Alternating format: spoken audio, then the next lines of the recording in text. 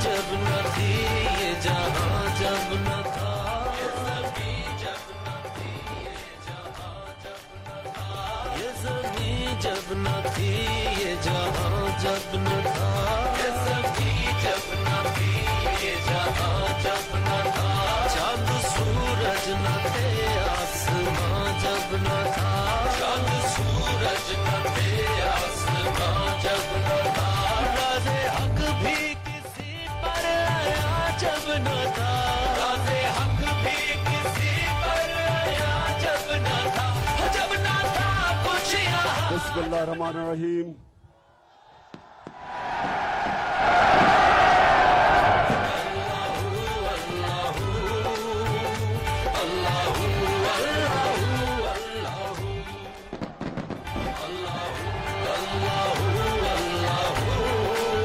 बिस्मिल्लाहिर्रहमानिर्रहीम। इय्याका नअबुदु व इय्याका नस्तईन। कोहाट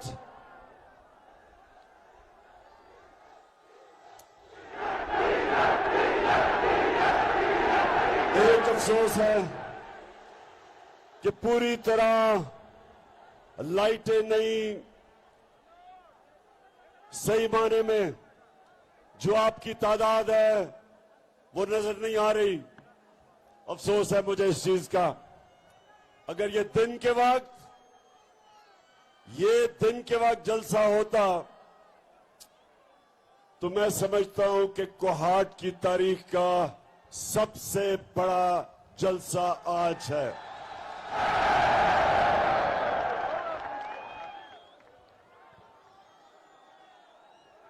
मेरे कोहाट के बाशऊर नौजवानों जो सब मुझे सामने नजर आ रहे हैं,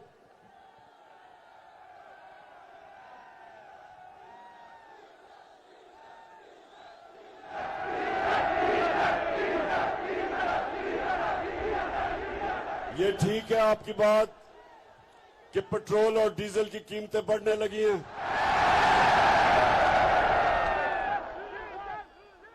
ये इंपोर्टेड हुकूमत खौफजदा है क्योंकि इनको हुक्म मिला है, जिधर से ये इंपोर्ट हुए हैं उधर से हुक्म मिला है कि पेट्रोल और फजलुर रहमान की कीमत बढ़ाई जाए, लेकिन डरे हुए हैं। ये इंपोर्टेड हुकूमत, इसको इस वक्त इसके ऊपर खौफ तारी किया गया है, और वो खौफ क्या है कि पीछे इनके टाइगर है और आगे समुंदर है, फंस गया। बड़ा शौक था चेरी ब्लॉसम शहबाज शरीफ को वजीर आजम बनने का, इसको बड़ा शौक था वजीर आजम बनने का, क्योंकि इससे पहले बड़ा भाई वजीर आजम था 3 दफा। बड़ी देर की इसने अचकन सलवाई हुई थी और इसने बड़ी मेहनत की। कोहाट के नौजवानों, इसने बड़ी मेहनत की है वजीर आजम बनने के लिए। इसमें खास इसके पास जो फन है वो जूते पॉलिश करने का है। 2 किस्म के जूते ये बड़ी अच्छी तरह पॉलिश करता है। एक इसके सामने बूट आ जाए और वो भी फौजी बूट, बड़ी अच्छी तरह पॉलिश करता है।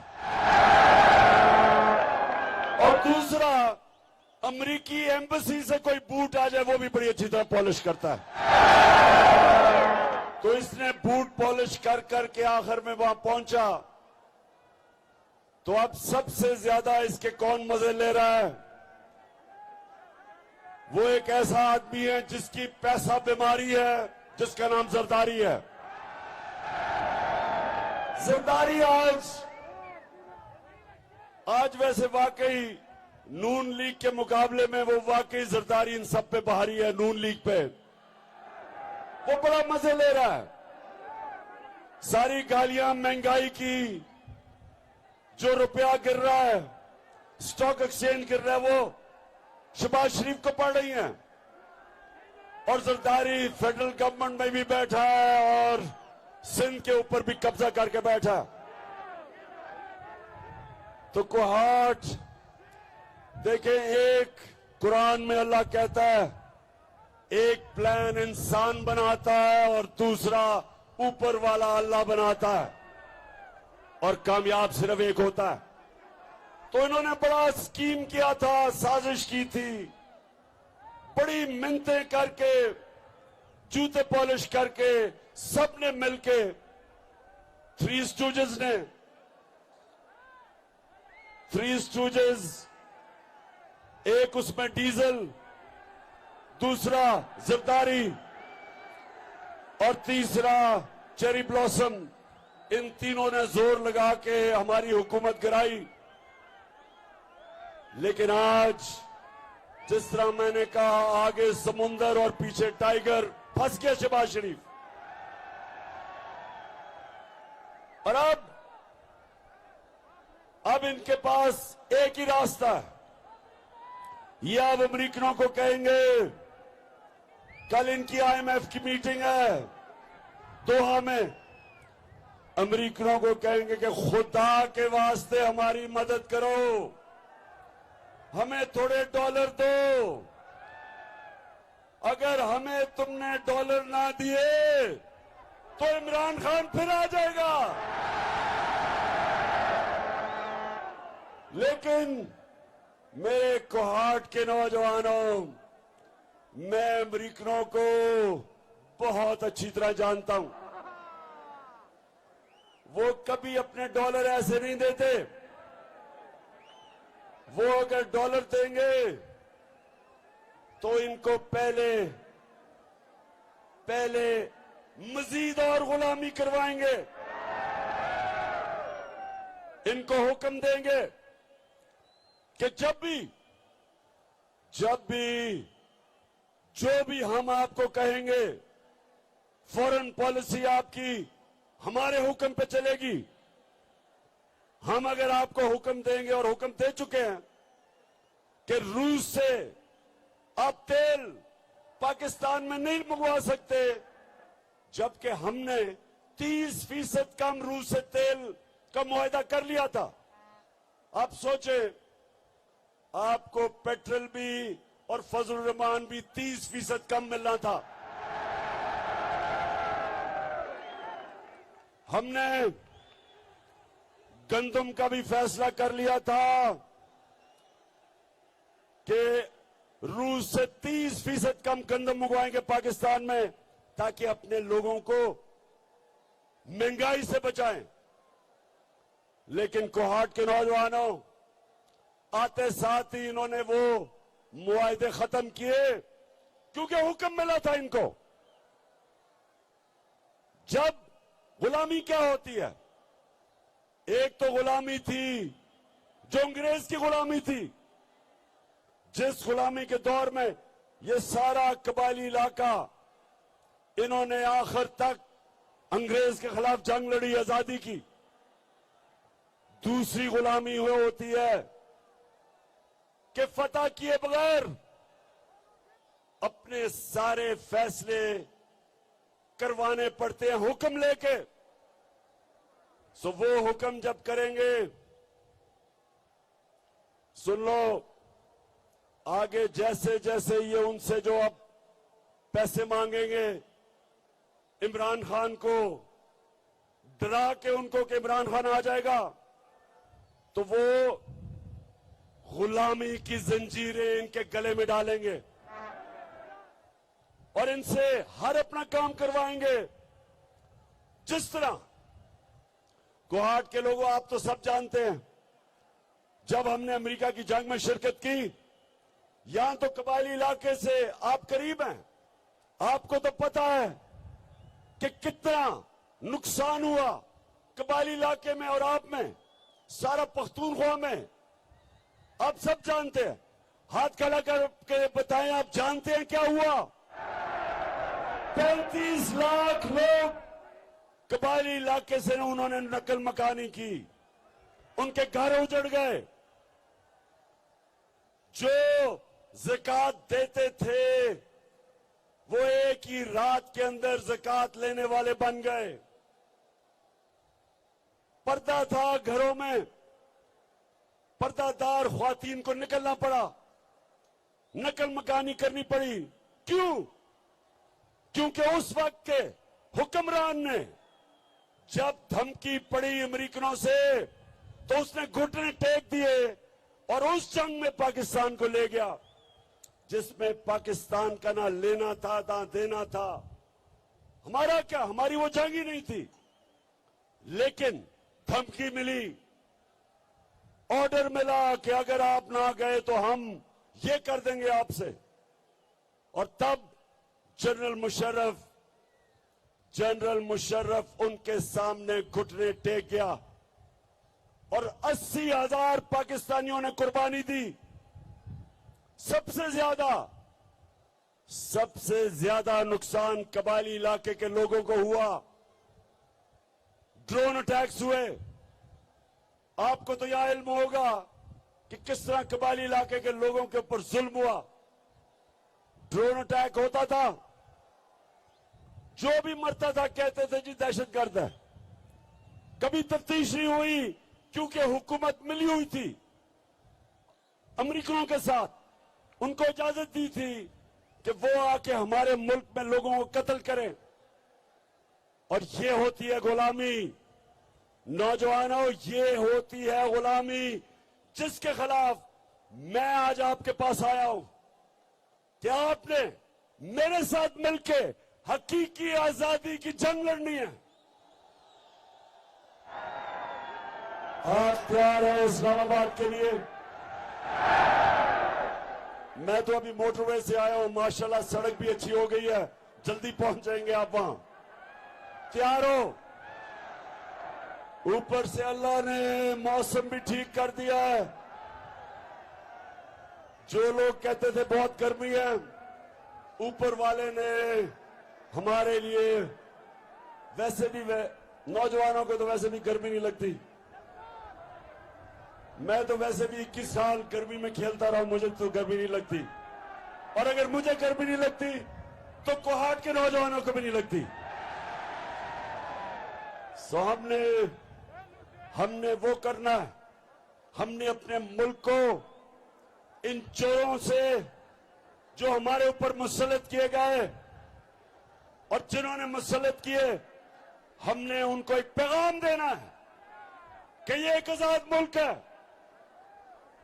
आजाद मुल्क का मतलब, आजाद मुल्क का मतलब जो,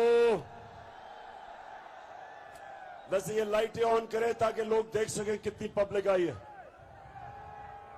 आजाद मुल्क का मतलब वो था जब आज से 75 साल पहले तहरीके पाकिस्तान चली थी और हमारे बड़ों ने अवाम को कहा था, मुसलमानों को, कि पाकिस्तान का मतलब क्या, और ला इलाहा इल्लल्लाह का मतलब ये कि अगर एक मुसलमान किसी के सामने सिवाय अल्लाह के किसी के सामने झुकता है, वो शिर्क करता है। असल में तो वो मुसलमान ही नहीं, क्योंकि वो अल्लाह से अपना वादा तोड़ता है कि अल्लाह तेरे सिवा में किसी के सामने नहीं झुकता।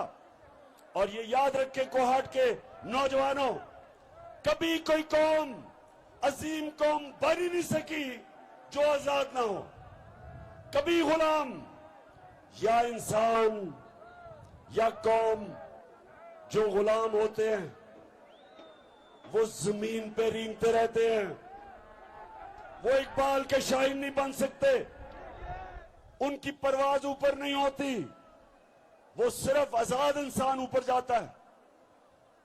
जो मैं बार बार लोगों को कहता हूं कि सीरत नबी हमने इसलिए स्कूलों में पढ़ाने की कोशिश की, और इंशाअल्लाह अगर इन्होंने रोक भी दी, हम पढ़ाएंगे अपने बच्चों को सीरत नबी, क्योंकि सिर्फ तब आपको पता चलेगा कि मेरे नबी सल्लल्लाहु अलैहि वसल्लम ने कैसे दुनिया की तारीख का सबसे बड़ा इनकलाब लेके आया मदीना में, सिर्फ एक चीज पे कि ला इलाहा इल्लल्लाह, कोई नहीं है खुदा सिवाय अल्लाह के। इंसानों को बड़े इंसान बना दिया। कभी जो इंसान आजाद नहीं होता, फिर से याद रख लें, वो कभी बड़े काम नहीं कर सकता। कोहाट, मैं आपके सामने कोई सियासी तकरीर नहीं कर रहा, मैं तबलीग कर रहा हूं। मैं आपको आपका दीन सिखा रहा हूं। नमाज में जब आप पढ़ते हैं, जब आप नमाज में सिर्फ एक चीज अल्लाह से मांगते हैं, आप क्या मांगते हैं? सिर्फ एक चीज अल्लाह से नमाज में जब 5 वक्त पढ़ते हैं, क्या मांगते हैं? आप एक चीज मांगते हैं कि अल्लाह उनके रास्ते पे लगा जिनको तूने नेमतें बख्शी, उनके रास्ते पे नहीं जो तबाही के रास्ते पे चले गए। आज पाकिस्तानियों, हम वो 2 रास्ते हमारे सामने, एक है तबाही का रास्ता और गुलामी का रास्ता, दूसरा नबी सल्लल्लाहु अलैहि वसल्लम का रास्ता, हमारी अजमत का रास्ता, मुश्किल रास्ता। हमारे नबी का रास्ता आसान नहीं था, मुश्किल रास्ता था, लेकिन वो इंसान की और कौम की अजमत का रास्ता था। ये 2 रास्ते आपके सामने, एक तरफ गुलामी, दूसरी तरफ आजादी। एक तरफ राय हक, दूसरी तरफ ये चोर। एक तरफ अमर बिल मारूफ, हुक्म है अल्लाह का कि अच्छाई के साथ खड़े हो, बुराई के खिलाफ जहाद करो। एक तरफ आपके सामने वो लोग हैं जो इस मुल्क में कोशिश कर रहे हैं कि यहां का निजाम ठीक हो, अदल और इंसाफ आए, चोरों के खिलाफ कार्रवाई हो, करप्शन के खिलाफ हो। दूसरी तरफ पाकिस्तान के वो डाकू जो 30 साल इस मुल्क को लूट रहे थे, वो खड़े हैं। ये हमारे लिए सामने दो रास्ते हैं। अमर बिल मारूफ ने, अल्लाह ने हमें हुक्म दिया है, इन दो रास्तों में फैसला करो। अल्लाह ने हमें ये इजाजत ही नहीं दी कि आप न्यूट्रल हो जाओ, बीच का कोई रास्ता नहीं है। और इसलिए जो मैं आपको तैयार करने आया हूं, इस्लामाबाद की हकीकी आजादी की मार्च, मुझे जरा कोहाट फिर जरा बताओ, हाथ उठा के कि आप तैयार हैं उसके लिए।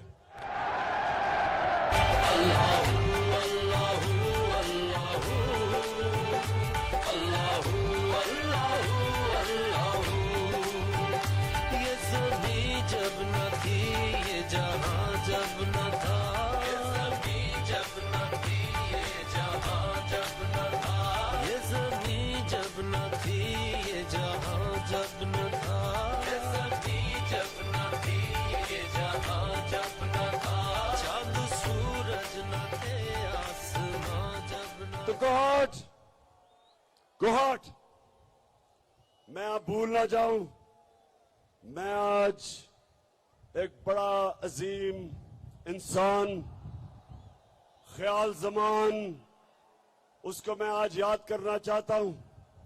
हमारे पार्टी में थे और अल्लाह को प्यारे हो गए, तो मैं आज ख्याल जमान को खास तौर पे और उनकी फैमिली को याद करना चाहता हूं। इन्होंने हमारे साथ जद्दोजहद की थी।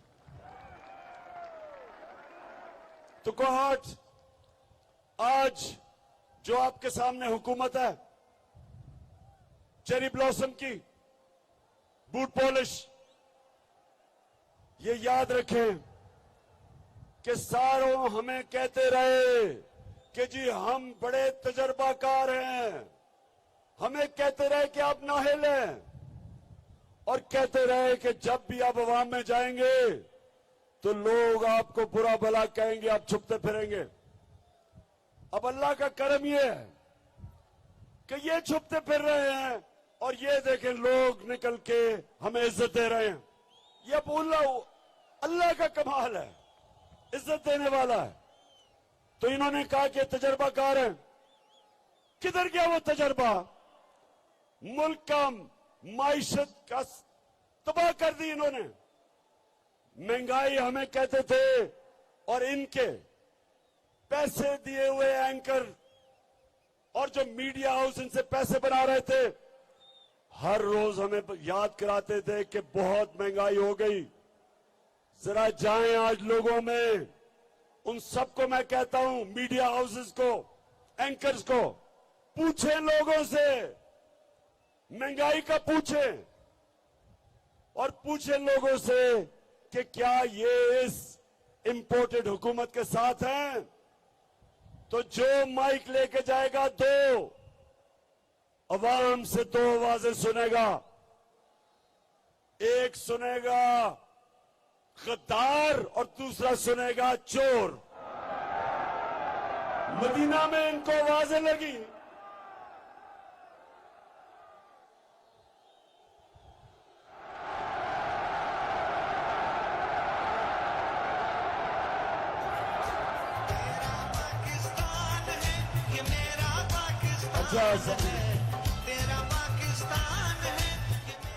अच्छा मैं समझ गया, आप कह रहे हैं तीन आवाजें लगेंगी, एक चोर, एक गद्दार और एक डीजल।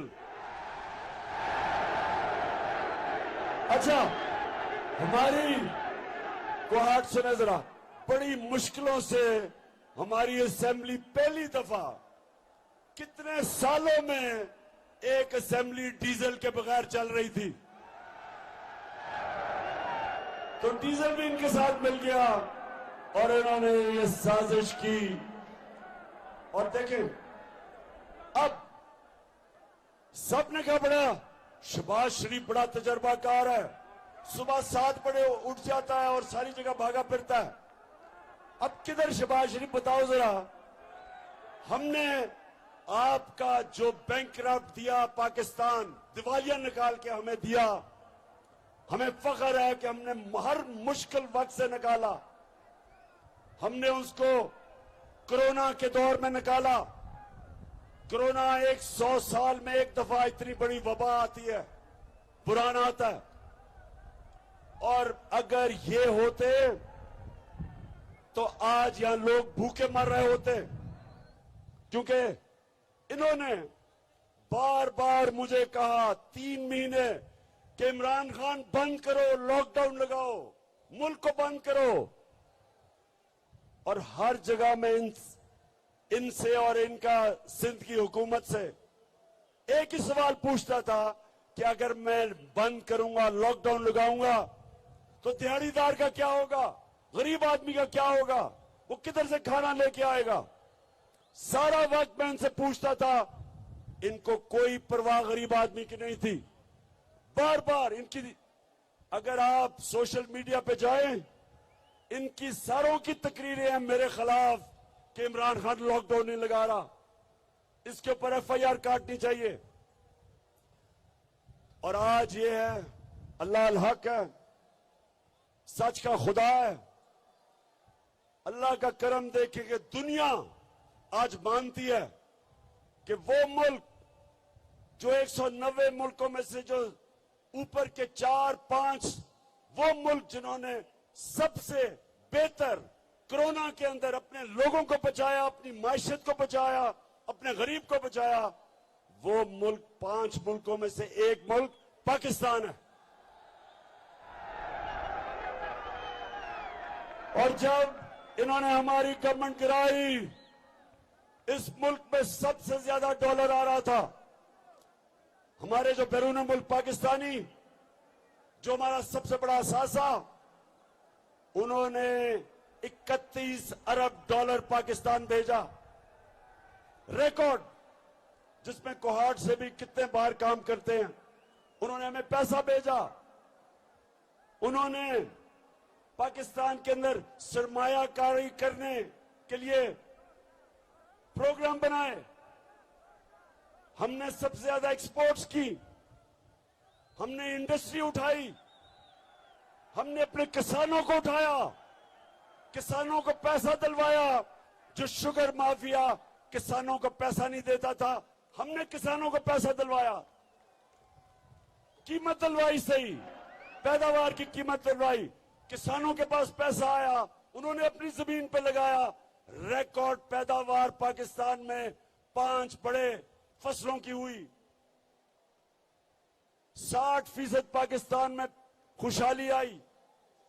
उसके अलावा 50 साल के बाद हमने बड़ी 5 डैमें शुरू की। पाकिस्तान में 50 साल के बाद डैमें बननी शुरू हुई। यहां भी बन रही है मुमन डैम, जो पेशावर को तब्दील कर देगी। सस्ती बिजली, पानी किसानों के लिए। बादशाह डैम, दासू डैम, बड़ी डैम शुरू की, जो 50 साल तक पाकिस्तान में डैमें नहीं बनी। उसके बाद मौसम की तब्दीली रोकने के लिए हमने 10 अरब दरख्त लगाने का प्लान बनाया अपने आने वाले नस्लों के लिए, ताकि आपकी जिंदगी बेहतर हो। पहली दफा पाकिस्तान में हुआ, ये हमने किया। करप्शन रोकी, सड़कों के ऊपर नेशनल NHA, नेशनल हाईवे जो अथॉरिटी, सुने जरा कोहाट के लोगों, आपके पख्तूनख्वा का हमने वजीर लगाया मुराद सईद। 1000 अरब रुपया उसने बचाया, 1000 अरब रुपया। नून लीग के मुकाबले में जो हमारे दौर में सड़कें बनी, वो 2013 में जो उन्होंने कॉन्ट्रैक्ट दिए थे, हमने 2018 और 21 में सस्ती सड़कें बनाई, 1000 अरब रुपया बचाया। रेकोटेक का फैसला करवाया, जिधर पाकिस्तान के ऊपर 20 अरब डॉलर का नुकसान न होना था। हमने अपने मुल्क को अजाब से बचाया, निगोशिएट किया, जिसकी वजह से एक तो हमने इतना बड़ा फाइन बचाया रेकोटेक का। उसके अलावा कोहाट के नौजवानों, हमने सबसे बड़ी इन्वेस्टमेंट लेके आए। जो इंशाल्लाह पाकिस्तान को खुशहाल करेगी आगे आके। कार के क्या एक रेंटल पावर में करप्शन हुई, 200 अरब रुपए का पाकिस्तान को फाइन हुआ। मैंने प्रेसिडेंट अर्दोगान से मिलकर वो फाइन खत्म करवाया, 200 अरब रुपया बचाया पाकिस्तान का। आईपीपीज हमें जो इन्होंने कॉन्ट्रैक्ट साइन किए हुए थे, बिजली जो महंगी बिजली थी वो निगोशिएट किया, 700 अरब रुपया बचाया अपने मुल्क के लिए अगले 10 सालों में। और फिर कतर से गैस का कॉन्ट्रैक्ट साइन किया जो इनके मुकाबले में $300 मिलियन साल का हमने बचाया। हमने किया इसलिए कि हम पैसे नहीं बना रहे थे, हम करप्शन नहीं कर रहे थे। उस हुकूमत को इन्होंने गिराया और आज भागे फिर रहे हैं दुनिया में। अब जब उनके घुटने दबाएंगे, पैर दबाएंगे, जूत पॉलिश करेंगे जूते कि जी हमें किसी तरह पैसा दे दो। तो इसलिए मैं आज अपने पाकिस्तानियों को कह रहा हूं, आपने सबने तैयारी करनी है।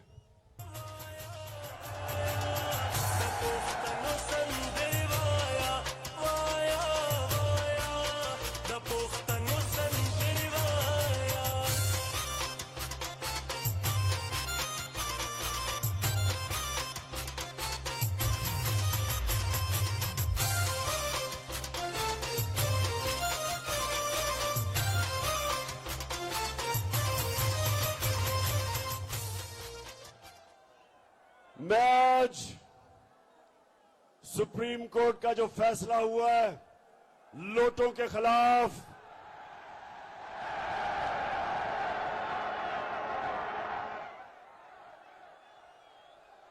हम सुप्रीम कोर्ट आपका शुक्रिया अदा करते हैं क्योंकि आपने इस मुल्क की इखलाकियात को जो ये गिरा रहे थे, ये जो सारे डाकू ऊपर बैठे हैं जिन्होंने हमारी इखलाकियात को पूरा खत्म करने की कोशिश की है, सुप्रीम कोर्ट ने आज पाकिस्तान की इखलाकियात को गिरने से बचाया। जो लोग अपनी वोट बेचते हैं, अपने हलकों से, अपने लोगों से गद्दारी करते हैं, आइन से, जमहूरियत से गद्दारी करते हैं, शुक्र है कि आज सुप्रीम कोर्ट ने उनकी वोट को रद्द कर दिया।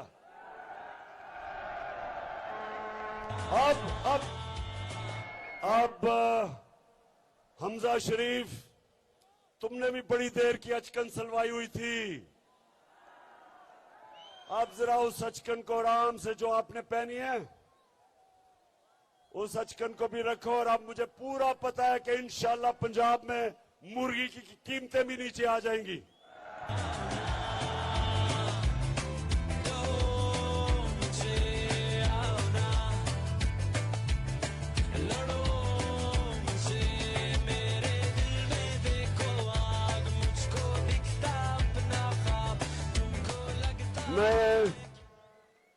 मैं सुप्रीम कोर्ट से एक और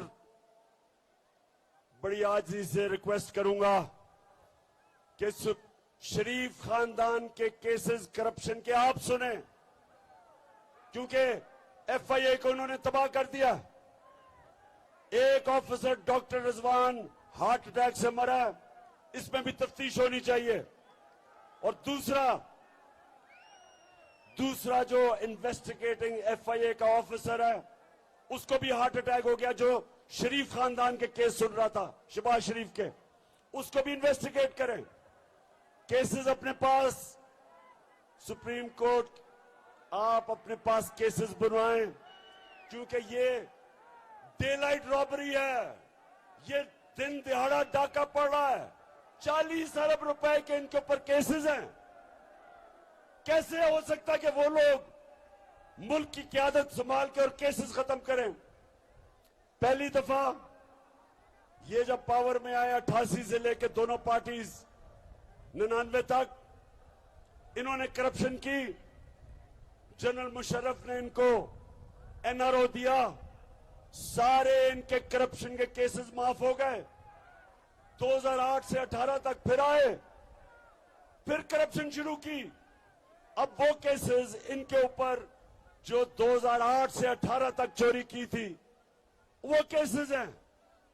अगर अब भी इनको एनआरओ मिल जाएगा, ये मुल्क के अंदर डाकू राज होगा।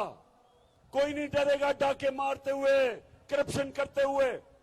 आपकी जिम्मेदारी है सुप्रीम कोर्ट के जजेस के इनके केसेस अब अपने पास लें और सुप्रीम कोर्ट इनके केसेस सुने, डे टू डे हियरिंग करे।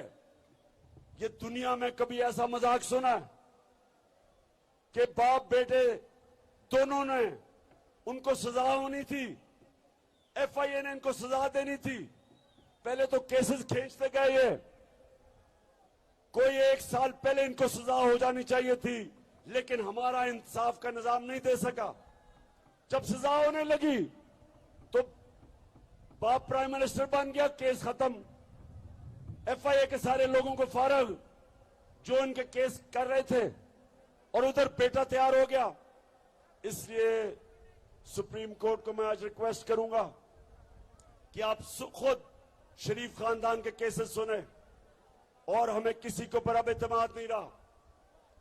और दूसरी चीज, मेरे पाकिस्तानियों, कोहाट के नौजवानों, मुझे यह बताएं कि आप चोरों को अपने ऊपर मुसल्लत होने देंगे? हम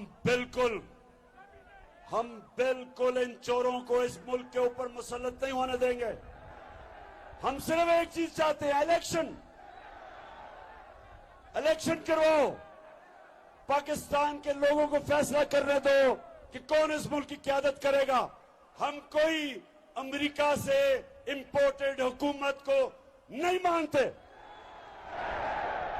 इसलिए मैं आज आपके पास आया, इसलिए आया हूं आप सबको तैयार करने के लिए कि इस्लामाबाद आप सबने पहुंचना है। 20 तारीख के बाद मैं आपको डेट दूंगा, इसी महीने की। दिन इसी महीने होगा। कौन सा दिन होगा वो आपका कप्तान बड़ा सोच समझ के प्लान कर रहा है।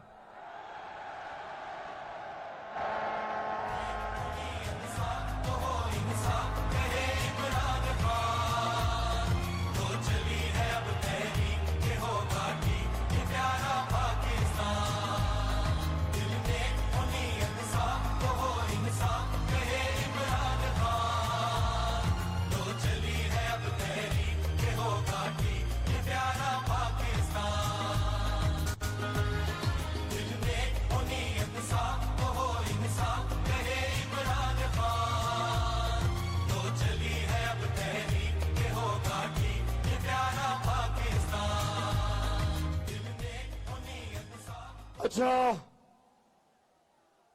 कोहाट के नौजवानों और जो भी ये पाकिस्तान में ये देख रहे हैं, मैं चाहता हूं सारे पाकिस्तान के नौजवान आज मेरे से एक चीज वादा करें कि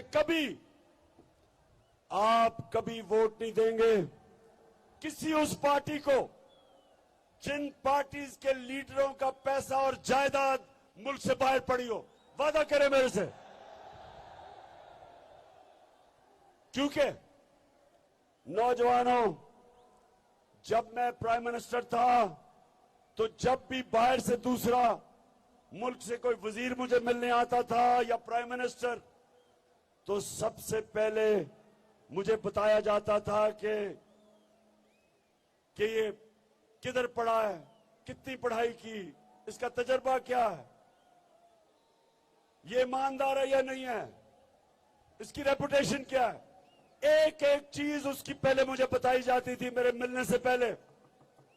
तो जब आसिफ जरदारी बाहर जाता था तो वो सारे कहते थे कि देख के इससे हाथ मिलाना आपकी उंगलियां चोरी कर लेगा। नवाज शरीफ और आसिफ जरदारी बाहर जाते थे, उनके सारे मगरिब के लीडर्स को पता होता था कि इनके पैसे किधर पड़े हैं, इन्होंने कितनी करप्शन की, सब पता होता था उनको। तो कभी ये उनके सामने आंखों में आंखें डालकर बात नहीं कर सकते। ये कभी एब्सोल्युटली नॉट नहीं कह सकते।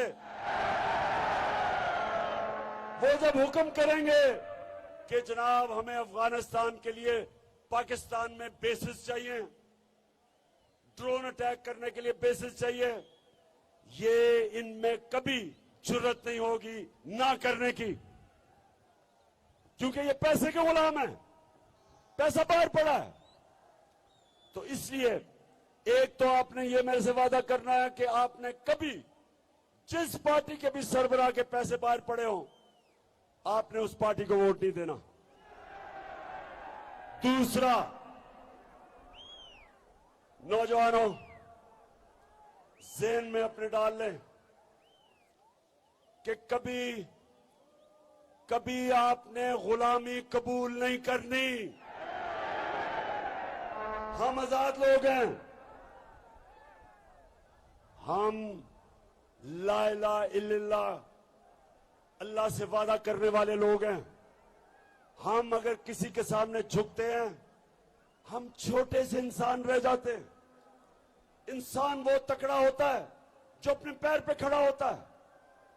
जो इंसान वसाखियां लेके फिरता है, उसकी टांगें कमजोर हो जाती हैं। और इसीलिए जब ये जाते हैं बाहर तो इनकी कांपें टांगती हैं, क्योंकि कमजोर लोग हैं। इसलिए नौजवानों, मैं आप सबसे वादा लेना चाहता हूं कि हम आजाद लोग हैं। कुर्बानियां दे के पाकिस्तान बना था, लाखों लोगों ने कुर्बानियां दी थी। हमारा लीडर कायदे आजम गुलाम हिंदुस्तान में एक आजाद इंसान था।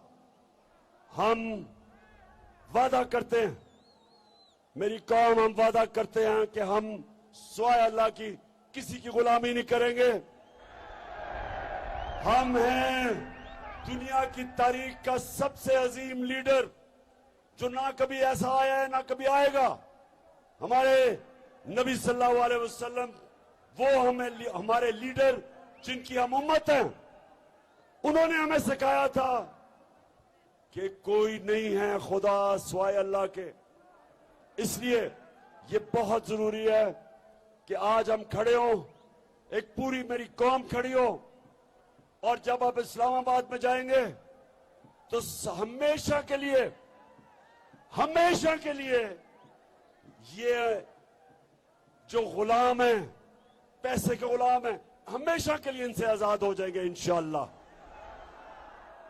मेरे कोहाट के लोगों, मैं आपका इस शानदार जलसे का दिल से आपका शुक्रिया अदा करता हूं। मुझे सिर्फ अफसोस है कि इतना बड़ा स्टेडियम जो भरा हुआ है, आधा स्टेडियम नजर ही नहीं आ रहा क्योंकि लाइटें नहीं है। शहरियार अफरीदी का इंतजाम इतना कमजोर था कि लाइटें नहीं आ रही। आगे से शहरियार अफरीदी किसी और को इसका इंतजाम देना। और ज़ियाउल्लाह बंगश आपको भी मुबारक देता हूं, शहरियार आपको भी, कि आपने आज इतना जबरदस्त जलसा किया लेकिन आधा अंधेरे में है। और मैं फिर से पख्तूनख्वा को एक मुबारक देना चाहता हूं कि लोटे तो सारी जगह से हुए, लेकिन पख्तूनख्वा में सिर्फ एक लोटा निकला। मुबारक हो आपको। अच्छा, वो लोटा कौन है? मैंने इनको कहा था लोटों को, जब ये लोटे हो रहे थे, जब ये अपने जमीर के सौदे कर रहे थे, तो मैंने पैगाम दिया, मैंने कहा ना, अपने आप को जलील ना करो। ये सारी जिंदगी लोग आपको याद करेंगे, आपकी सोशल मीडिया पे शक्लें आएंगी, हमेशा आपकी शक्लों के साथ लोटा लिखा जाएगा। आपके बच्चों की जो शादियां होंगी, आपके बेटे की बीवी कहेगी तुम्हारा बाप लोटा था। तो लानत है ऐसे पैसे की लानत है कि ऐसा पैसा लेके अपने जमीर को बेचो। ये वो पाकिस्तान नहीं रहा, वो छांगे मांगे वाला पाकिस्तान नहीं रहा। क्योंकि एक तरफ पीपल्स पार्टी थी, दूसरी तरफ नून लीग, दोनों लोगों को खरीद रही थी, बेच रही थी। अब आपके सामने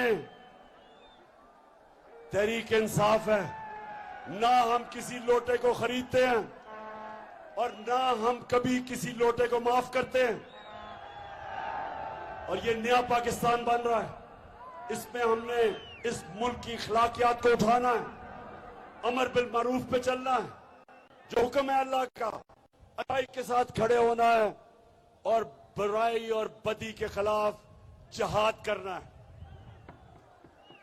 कोहाज,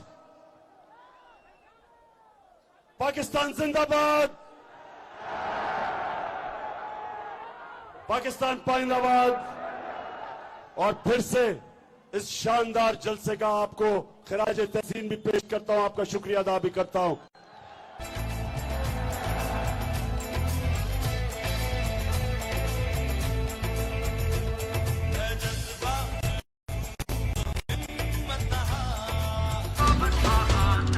तेरा नारा मेरा नारा सबकी एक आवाज है, हमें देख के कांटे टांग रही हैं, ये तो बस आगाज है।